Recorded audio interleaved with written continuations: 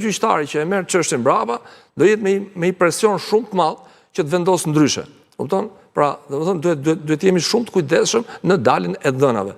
Madje sugjeroj që edhe masat e sigurimit që bëhen për persona të caktuar, mund të shkojë shkurtimi i vendimit dhe arsyetimi i vendimit i gjatë, i detajuar është ndosje. Pra dhe kur shkon për zbatim një masë sigurimi, kur është e gjatë e marrin, sepse bëhet me foto, me PDF, kur shkohet për zbatim, pra duhen gjithë forma që disa dhëna që kanë rëndësi për hetimin dhe cënojnë procesin e rregullt ligjor, sepse e vend pozitë të disfavorshme një person që dalin dhënat media, për shembull thuhet, ky person ka bërë 1, 2, 3, 4, 5, 6 gjëra. Domethënë ky e mori dënimin. Vendimi i gjykatës mas 6 muajsh i vit është gjë formale. Kjo është mirë që të mos ketë leaking, si thotë, domethënë të dalet të materiale. Mund të flitet në përgjithësi, madje edhe gjyqet në Amerikë po t'i veshën nuk e pamjet personit nga sa e gjyqet, është vetëm fotografi karikaturë. Është një karikaturë që bën ky gjyq dhe domethënë është ai person që duke parë personalitetin e personit mundohet me atë karikaturën ti përshtatet pak a shumë personit që është në hetim. Por asnjëherë domethënë nuk ka dhëna konkrete nga dosja, sidomos takteve të ekspertimit, detaje, blerje për shembull siç rasti i Velie, që dolën blerje sende fremësh, po kupton, që nuk kanë asnjë interes për hetimin dhe asnjë interes për publikun. Ato dolën media, kjo s'duhet dalin. Kupton, është mirë është mos dali sepse cënon rënd hetimin dhe edhe familje. Pra cënohet dhe kodi familjes. Shef një fëmijë për shembull të shofi në media, të shofi në lajme që këto çfarë interesi ka publiku. Kështu që duhet jemi shumë të kujdesshëm. Ndërkohë, Karanja, nga vinë presionin më të mëdha si pasteje ndaj drejtësisë, ndaj gjyqtarëve, magjistratëve, pse me atë kishte zoti Sadushi. Por presionet janë të ndryshme, sepse gjithmonë kur një personit që është në ndjekje penale i cënohet interesi, ai do reagojë.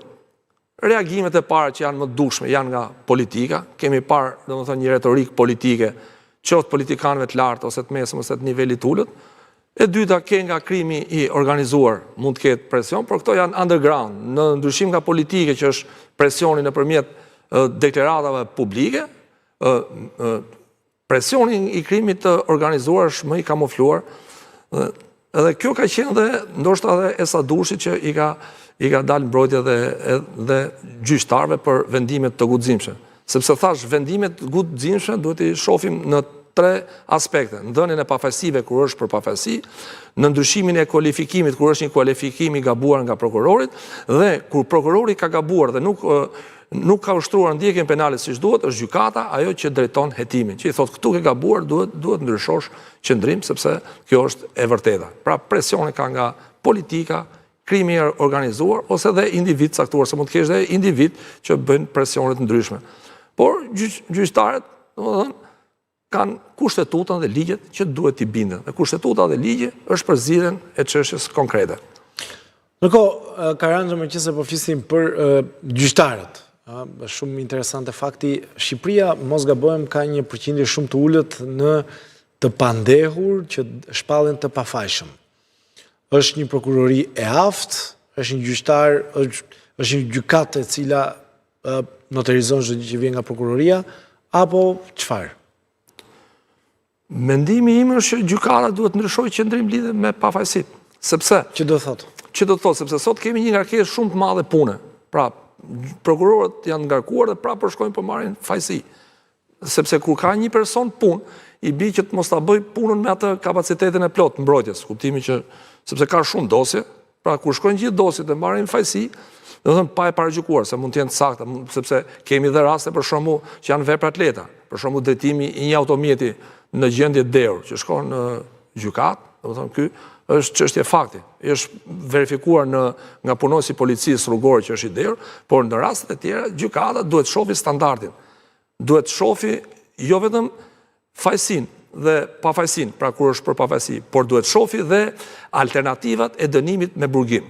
Sot për shembull shqiptarët kanë në burgjet shqiptare ka më shumë të paraburgosur se sa të burgosur me vendim formës prerë. Duhet ndryshojë kjo praktikë, duhet ndryshojë praktikë e masave të sigurimit. Dhe kjo nuk duhet... Përse nuk ndryshon? Duhet ndryshojë, po kush duhet ta bëjë këtë ndryshim, Karanja?